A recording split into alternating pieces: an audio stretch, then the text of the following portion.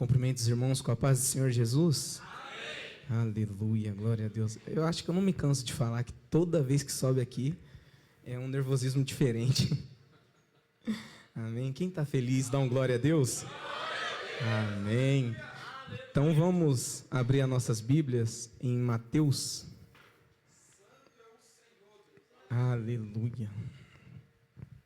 Mateus capítulo 16, a partir do versículo 24. Aleluia, glória a Deus.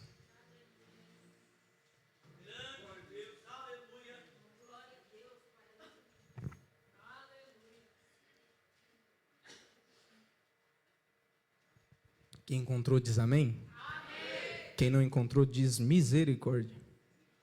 Então pera aí que tem um. Aleluia, amém. A palavra do Senhor fala assim: então disse Jesus aos seus discípulos: se alguém quiser vir após mim, renuncie-se a si mesmo, tome sobre si a sua cruz e siga-me. Porque aquele que quiser salvar a sua vida, perdê-la-á, e quem perder a sua vida por amor de mim, achá-la-á. Pois que aproveita o homem ganhar o mundo inteiro, se perder a sua alma? Ou que dará o homem em recompensa a sua alma? Porque o Filho do Homem virá na glória de seu Pai, com os seus anjos, e então dará a cada um segundo as suas obras. Em verdade vos digo que alguns há dos que aqui estão, que não provarão a morte, até que vejam vir o Filho do Homem no seu reino. Amém? Os irmãos podem se assentar? Glória a Deus. Meus irmãos, esse texto a qual nós lemos, fala da necessidade de renúncia na vida de um seguidor de Cristo, de um cristão. Devemos renunciar o nosso eu, renunciar os nossos desejos, as nossas vontades, os prazeres carnais, para vivermos o propósito que Deus tem para nós. Mas esse texto, ele começa um pouco antes, alguns versículos antes, quando Jesus pergunta para os seus discípulos: quem estão dizendo que eu sou? E então os seus discípulos falam a ele: uns dizem que o Senhor é João Batista, e outros dizem que o Senhor é Elias, e outros dizem que o Senhor é Jeremias ou algum dos profetas. E então Jesus pergunta a eles novamente: e vocês, quem dizem que eu sou? E Pedro vai responder a Jesus dizendo: tu és o Cristo, o Filho do Deus vivo. Então Jesus vai falar para Pedro: bem-aventurado és tu, Simão Barjonas. Barjonas significa filho de Jonas, porque não foi carne ou sangue que te revelou, mas foi o meu Pai que está no céu. Por isso, meus irmãos, ele fala assim para Pedro: por isso eu te digo que tu és Pedro, e sobre esta pedra eu edificarei a minha igreja, e as portas do inferno não prevalecerão contra ela. Então Jesus começou a falar do quanto ele iria sofrer, do que ele iria passar, e que ele precisaria morrer para que a palavra se cumprisse. E Pedro, na tentativa de ajudar a Jesus, ele vai olhar para Jesus e falar: mestre, tenhas compaixão de ti. E Jesus repreende a Pedro dizendo: para trás de mim, Satanás, que me serves de escândalo, porque não compreende as coisas de Deus, mas só as coisas dos homens. E então vamos entrar no texto a qual nós lemos. Porém, nós sabemos que viver no centro da vontade de Deus não é fácil. A caminhada na fé não é fácil. Ela nem sempre vai nos proporcionar momentos de alegria, momentos de sorriso, momentos de festa. A caminhada na fé, muitas das vezes, vai nos trazer momentos de tristeza, nos momentos de choro, de lágrima. E Jesus mostra para os seus discípulos o dever de carregar a cruz sobre os seus ombros, renunciando, negando-se a si mesmo e ao mundo, para assumir uma nova vida em Cristo. porque essa é a proposta do Evangelho: é transformação, é renovação, mudança de vida, de caráter. Então Jesus vai falar aos seus discípulos, fala assim o versículo, ó: se alguém quiser vir após mim. Reparem que ele não está exigindo. O chamado para seguir a Jesus não é uma obrigação, não é uma imposição, é um convite, é opcional. Ele convida: se alguém quiser vir após mim. Aceita o chamado quem quer, porque Jesus não obriga ninguém a ser seguidor dele. Pelo contrário, ele só faz o convite. Mas a Bíblia deixa claras as consequências de quem aceita ser seguidor de Cristo e ser fiel até o fim. Mateus capítulo 10, versículo 22 fala: sereis odiados por amor ao meu nome, mas aquele que perseverar até o fim será salvo. Quer seguir a Jesus?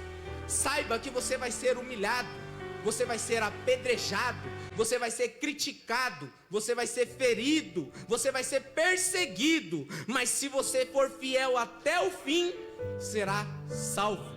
Apocalipse capítulo 2, versículo 10, na parte B do versículo fala: seja fiel até a morte e eu dar-te-ei a coroa da vida. Jesus não faz acepção de pessoas no seu convite. O convite é aberto. Ele não chama um tipo de pessoa, de um gênero, etnia ou raça específica. Ele faz o convite aberto.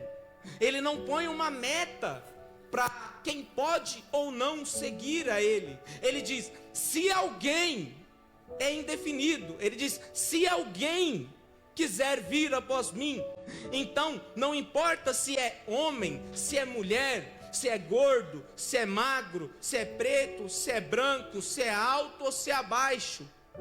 Se alguém quiser vir após ele, ele não faz acepção, ele deixa o convite em aberto. Jesus está dando liberdade para esse alguém se achegar a ele, independente de quem seja ou de como esteja. Porque João capítulo 3, versículo 16 fala: porque Deus amou o mundo de tal maneira para que deu o seu Filho unigênito, para que todo aquele que nele crê não pereça, mas tenha a vida eterna. Mas se esse alguém decidir seguir a Jesus, reparem que as coisas começam a funilar, vai começar a apertar, porque Jesus não importa quem é a pessoa ou como ela está. Ele fala: vem como está, mas quando vir não pode permanecer do jeito que chegou. Tem que ter transformação, tem que ter mudança. Então ele diz: se alguém quiser vir após mim, negue-se a si mesmo. Negue-se a si mesmo. O negue-se a si mesmo é renunciar o nosso eu, as nossas vontades, os prazeres da carne, os nossos desejos, especialmente aqueles que entram em conflito com a vontade de Deus para nós. Então, a primeira proposta é: venha como está. Mas a segunda proposta, perdão, irmãos, é: abra mão de algumas coisas. Então repare que Jesus está convidando as pessoas para segui-lo, mas para isso é necessário negar os seus próprios desejos, negar as suas próprias vontades. Cristo chama a todos. Ele chama a todos para seguir Ele, mas infelizmente não são todos que aceitam o chamado, porque a palavra do Senhor em Mateus capítulo 22, versículo 14 fala: muitos são chamados, mas poucos são escolhidos. Poucos são escolhidos. Por quê? Jesus que escolhe poucos? Não, Ele chama muitos, mas poucos são escolhidos, porque o chamado tem um preço, e são poucos que querem pagar o preço do chamado. São poucos que têm a coragem de renunciar para viver o chamado. Não são todos, são poucos. São poucos que estão dispostos a renunciar tudo para viver a vontade de Deus. São poucos que estão dispostos a negar a si mesmo para viver o que Deus tem para nós. São poucos que estão dispostos a tomar a sua cruz e seguir Jesus verdadeiramente. O chamado, meus irmãos, não custa caro. O chamado custa tudo. O chamado te custa tudo. Eu sei que é difícil glorificar com uma palavra dura, irmão. Eu apanhei primeiro dessa palavra. E dizem que quem prega apanha 2 vezes. No meu caso é 3. Você apanha quando você recebe, quando você está preparando o esboço e quando vem trazer para a igreja. É duro. Tem 2 exemplos na Bíblia. Na verdade tem mais, porém eu trouxe 2, só separei 2, para exemplificar o quanto custa o chamado, para mostrar que o chamado custa tudo. O primeiro está em Lucas capítulo 18, do verso 18 ao 24, que vai falar da história de um jovem rico.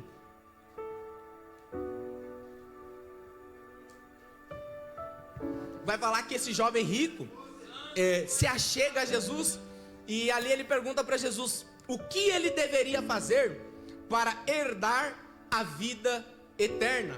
E então Jesus diz a ele: cumpra os parafraseando, meus irmãos, falando com as minhas palavras, cumpra os meus mandamentos, cumpra esses mandamentos. Então o jovem rico fala para Jesus: isso é fácil, eu faço desde menino, isso eu já faço desde pequeno.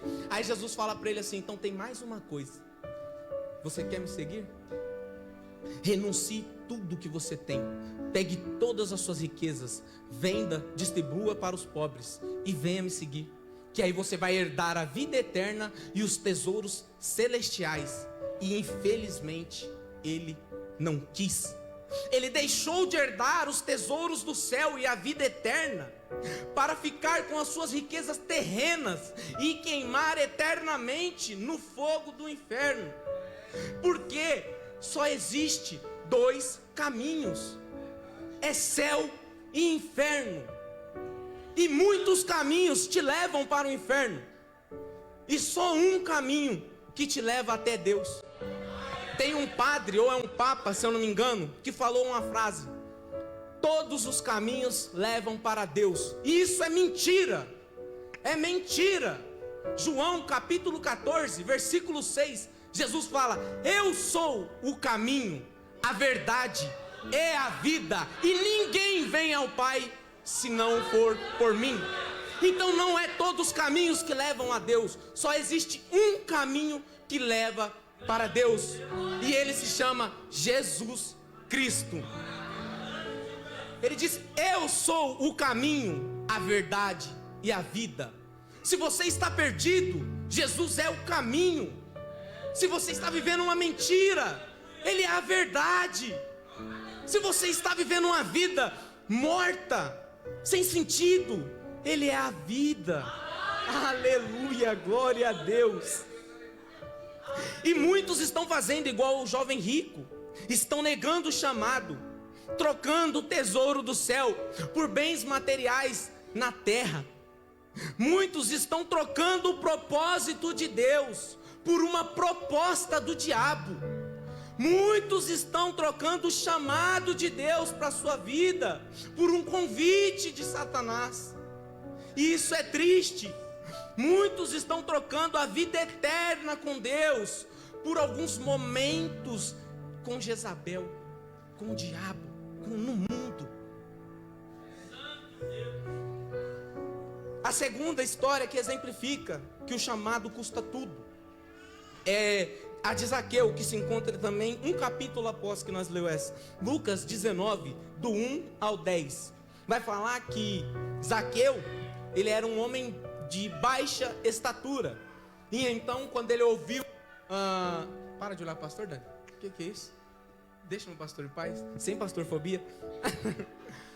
Então, a Bíblia vai nos falar que quando ele ouviu dizer que Jesus passaria em Jericó, ele correu e subiu numa árvore chamada figueira brava, para poder ver Jesus.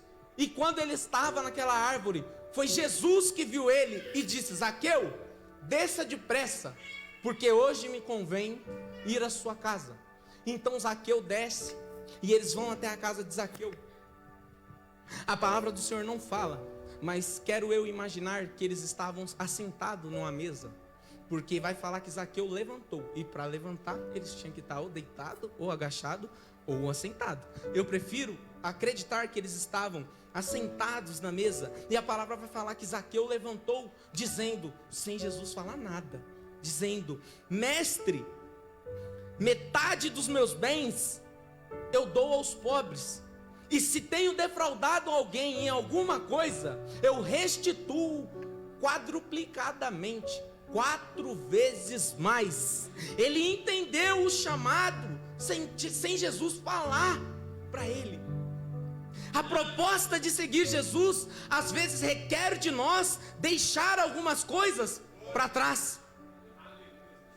Quando eu entendo que os planos de Deus para mim são maiores e melhores que os meus, e que a minha recompensa não é na terra, mas é no céu, eu deixo coisas e pessoas para trás, para viver o meu chamado.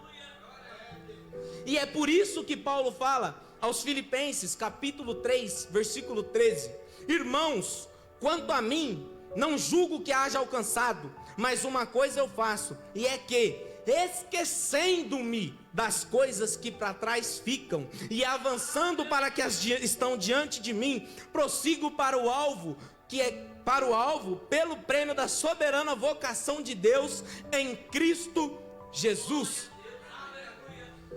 Então, quando nós entendemos a proposta do Evangelho, nós não nos importamos em deixar algumas coisas para trás, assim como Paulo fez. Mesmo que nos doa, mesmo que nos machuque, nós deixamos, nós renunciamos, porque é necessário. Porque quando olhamos para frente, percebemos que há uma glória maior reservada. Talvez você esteja aqui hoje e você deixou sonhos para trás. Talvez você esteja aqui hoje e deixou relacionamentos para trás, para seguir a Jesus, para ter o seu chamado. Talvez você esteja aqui hoje e você deixou familiares para trás. Mas porque você entendeu que, se esquecendo das coisas que ficaram para trás, você prossegue para o alvo, que é Cristo, sem olhar para trás. Zaqueu entendeu o chamado. Ele renunciou às riquezas e seus bens materiais terrenos para herdar a vida eterna e os tesouros celestes. O que o jovem rico não fez, Zaqueu fez. E o que Zaqueu herdou, o jovem rico não herdou. O Evangelho é isso. Você quer viver coisas que ninguém viveu? Faça o que ninguém fez ainda. Busca a Deus da forma que ninguém mais busca, porque é raro hoje em dia cristão buscar intimidade com Deus. É raro, meus irmãos. E é isso que nós devemos fazer. Devemos negar a nós mesmos, negar o nosso eu, negar as nossas vontades, negar os desejos da carne. Porque se nós ouvirmos o nosso eu carnal, nós vamos nos embaraçar, nós vamos cair, nós vamos perder. Mas se nós negar o nosso eu, se renunciarmos os nossos desejos e seguirmos a Jesus, a vitória é certa.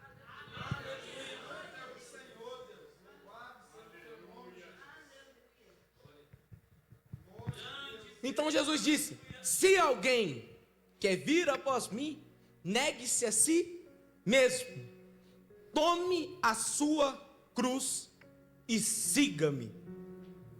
A cruz são as dificuldades, os sofrimentos, os sacrifícios que acompanham a vida de um seguidor de Jesus. É como se Jesus estivesse falando: quer me seguir mesmo? Então vem. Mas primeiro você vai perder algumas coisas, perder algumas pessoas, você vai negar a si mesmo, e depois você vai passar por lutas, por dificuldades, por perseguições, por sacrifícios, por sofrimentos. Chega a ser até engraçado, né, a proposta. Você olhando a princípio, você assim, para quem que quer uma proposta dessa? Eu vou começar a seguir uma pessoa que eu sei que eu vou ralar, eu vou sofrer, eu vou ser perseguido, vou ser apedrejado, mas é olhando para frente, olhando para o alvo que é Cristo. A nossa recompensa não é aqui, a nossa recompensa é ver a Deus face a face. Em Lucas 9:23, que é o mesmo contexto, vai falar que é tomando cada dia a sua cruz. E por que nós temos que tomar a nossa cruz todos os dias? Porque a cruz nos faz se identificar com Cristo, em sofrimento, em sua entrega e em seu sacrifício. Só nisso, em grandeza não, porque o grande é só Ele. Nós só se identificamos nisso. Na cultura romana, a cruz simbolizava morte. Quando alguém passava carregando uma cruz, eles sabiam que aquela pessoa foi condenada à morte. Gálatas, perdão, gente, aqui tem um negocinho para me ler. A cruz que você carrega é uma lembrança que você já morreu, que você já morreu para si mesmo, que você já morreu para as suas vontades, para os seus desejos. Em Gálatas 2:20, Paulo fala: já estou crucificado com Cristo, e vivo não mais eu, mas Cristo vive em mim. E a vida que agora vivo na carne, vivo-a na fé do Filho de Deus, o qual me amou e se entregou a si mesmo por mim. Então, se antes de aceitar a Jesus, a nossa vida tinha algumas prioridades, a partir do momento que nós aceitamos a Jesus, aceitamos seguir a Jesus, a nossa vida tem uma nova prioridade. E a prioridade agora é a fé no Filho de Deus, porque é sobre isso a conversão. Conversão é você estar indo em um caminho que seria de passos largos para um inferno, e você converter-se para outro caminho, você mudar a sua rota, mudar o seu caminho. Carregar a nossa cruz é carregar o instrumento da nossa própria morte, porque quando Cristo chama o homem, Cristo convida-o para morrer para o seu próprio eu, morrer para as suas vontades, morrer para o mundo e reviver para uma nova vida em Cristo. E é essa nova vida que nos faz perceber que se a cruz está pesada, se a cruz está nos fazendo tropeçar na caminhada, nós não podemos desistir nem da caminhada e nem da cruz. Porque 2 Coríntios capítulo 4 versículo 17 e 18 fala: porque a nossa leve e momentânea tribulação produz para nós um peso eterno de glória, muito excelente, não atentando nas coisas que se veem, mas nas que se não veem, porque as coisas que se veem são temporais, e as que se não veem são eternas. Então, se a cruz está pesada, carrega, vale a pena. Por quê? Porque você está carregando não por coisas temporais que se veem, mas por uma glória muito eterna, que nós não vemos, mas nós temos fé que existe, é real. O céu existe, o inferno também. O crente salvo, ele sabe que tem uma glória futura, e o que deixa a cruz, ele esqueceu que foi salvo. É por isso que devemos tomar a nossa cruz todos os dias, porque quando você pensar em desanimar, quando você pensar em desviar, quando você pensar em desistir, a cruz que você carrega vai te lembrar que você já foi salvo, que você morreu para as suas vontades, que agora não é, eu quero desistir. Você quer, mas Cristo não quer que você desista. Então não é a sua vontade que tem que prevalecer mais, e sim a de Cristo sobre a sua vida. No versículo 25 fala: porque aquele que quiser salvar a sua vida, perdê-la, e quem perder a sua vida por amor de mim, achá-la.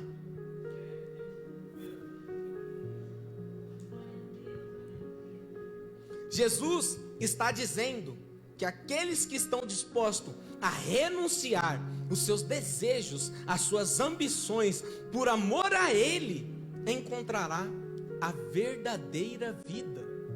É isso que Ele está nos mostrando.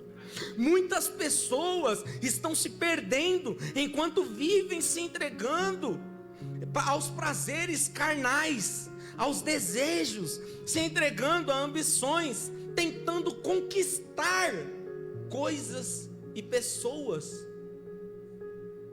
Enquanto Jesus está dizendo: aquele que quer ganhar, salvar a sua vida, tem que perder primeiro. Você está perdendo tempo se você está pensando só em conquistar coisas, pessoas, dinheiro, riqueza. Você está perdendo tempo. E a sua salvação, a sua vida futura. Mas quando você perde a sua vida, você gasta a sua vida nos propósitos, no chamado de Cristo, aí você está ganhando a sua vida verdadeiramente. Você está ganhando a sua salvação. O Evangelho é sobre isso, é sobre transformação, é sobre renunciar aqui na terra, é sobre perder aqui na terra, mas é sobre ganhar lá no céu. É sobre o seu nome estar escrito no livro da vida, é sobre você ser reconhecido pelo Pai. Versículo 26: pois que aproveita o homem ganhar o mundo inteiro, se perder a sua alma? Ou que dará o homem em recompensa a sua alma? É como se Jesus estivesse dizendo: do que adianta aqui você conquistar dinheiro, você ganhar casa, carro, moto, mulheres, homens, e perder a sua salvação? Do que adianta?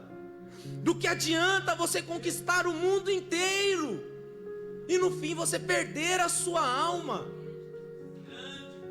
Do que adianta você fazer tudo o que você quer aqui na terra, do jeito que você quer, e no último dia, no dia do juízo, você ouvir as palavras mais duras que um ser humano pode ouvir: apartai-vos de mim, porque eu não vos conheço? De nada adianta. Isso é viver em vão.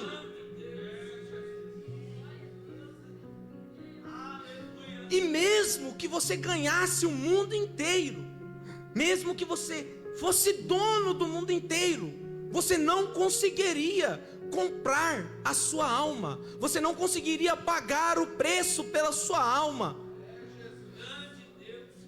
1 Pedro, capítulo 1, versículo 18 e 19 fala: sabendo que não foi com coisas corruptíveis, como prata ou ouro, que fostes resgatado da vossa vã maneira de viver, que por tradição recebeste dos vossos pais, mas com precioso sangue de Cristo, como de um cordeiro imaculado e incontaminado. Então você pode ganhar o mundo inteiro se for necessário, você não vai conseguir pagar o preço por sua alma, porque o preço da sua alma, o preço da minha alma é preço de sangue, e é sangue puro, sangue sem pecado. A palavra do Senhor fala que todos pecaram e destituídos estão da glória de Deus. Então nenhum de nós conseguiríamos pagar o preço por nossas almas, mas graças a Deus, Ele nos enviou o Filho dele, o Cordeiro imaculado, sem manchas, sem pecado, com sangue puro, para salvar a minha e a sua alma. Nós devemos renunciar tudo por amor a Cristo. É por amor a Cristo. O chamado vai te custar tudo, tudo. Vai te custar amigos, vai te custar relacionamentos, vai te custar fama que talvez você queria, aplausos que talvez você queria. Vai ter dias de perseguições, vai ter dias de angústia, vai ter dias de tristeza. Mas é isso que é ser o seguidor de Cristo. É isso que é ser um cristão. É você estar precisando de um abraço e Deus te usar para abraçar alguém. É você estar precisando de uma palavra e Deus te usar para dar uma palavra para alguém. É você estar precisando de uma oração e Deus te usar para orar por alguém. Mas Deus está dizendo a nós: enquanto você abraça Ele, eu te abraço. Enquanto você ora por Ele, o meu Espírito Santo ora por você com gemidos inexprimíveis. Enquanto você ora para curar Ele, eu te curo. É isso que é ser cristão. É isso que é ser o seguidor de Cristo. Nós temos que lembrar que a nossa recompensa não é na terra. A nossa recompensa é no céu. É ver a Deus face a face. E se disseram para você que a maior recompensa para um cristão é ir para o céu, mentiram. Porque não é. A nossa maior recompensa é ver Deus face a face. É viver eternamente com Deus. Se eu não me engano, em Mateus, acabei de ler sentado ali, esqueci. Mateus capítulo 5, versículo 8, se eu não me engano, qualquer coisa os irmãos me corrijam. Vai falar, esqueci a palavra. Bem-aventurado, lê alguém, eu ponho aí. Bem-aventurados limpos de coração, porque eles irão para o céu. É isso? Porque eles verão a Deus. Em Hebreus capítulo 12, versículo 14, se eu não me engano, também vai falar: segui a paz com todos e a santificação, a qual sem ela ninguém irá ao céu. É isso que está falando? Ninguém verá a Deus. Então a nossa maior recompensa também não é só ir para o céu, é ver a Deus, é viver com Deus. Por quê? Porque o céu só é céu. O céu não é bom porque tem ruas de ouro e muros de jaspes. Não, o céu só é céu porque ele tem Deus lá, porque Deus está lá. O inferno não é ruim porque tem fogo. O inferno é ruim porque tem a ausência de Deus lá. Ele não tem Deus. Porque se Deus estivesse no inferno, até o inferno seria bom.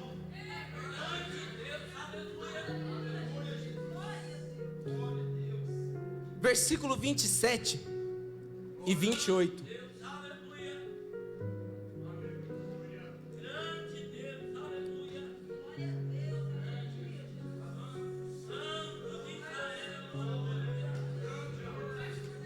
Porque o Filho do Homem virá na glória de seu Pai, com os seus santos anjos, e então dará a cada um segundo as suas obras. Em verdade vos digo que alguns há do que aqui estão, que não provarão a morte, até que vejam vir o Filho do Homem em seu reino. Meus irmãos, o homem, com toda a sabedoria que Deus deu, é capaz de criar equipamentos tecnológicos para prever quando vai ter tempestades. O homem é capaz de criar equipamentos para prever quando vai ter tsunamis, terremotos, furacões, para prever tudo que tem aqui na terra. Mas que homem aqui na terra é capaz de criar um equipamento ou um aparelho que consegue descobrir o dia e a hora que o Filho do Homem há de vir? Não tem. Ninguém consegue e nem vai conseguir, porque a palavra do Senhor fala que só Deus sabe o dia e a hora que o Filho do Homem há de vir. Mas existe um povo, um povo santo, um povo separado, lavado, remido sangue do Cordeiro, que o dia e a hora nós não sabemos, mas nós vamos sentir o exato momento que Cristo vir nas nuvens, e nós vamos ouvir soar a última trombeta, e veremos o Senhor com alarido e com voz de arcanjo, e nos encontraremos com Ele nos ares, e estaremos para sempre com o Senhor, cantando juntamente com os anjos: Santo, Santo, Santo é o Senhor dos exércitos, e toda a terra está cheia da sua glória. Aleluia. Se coloquem de pé, meus irmãos.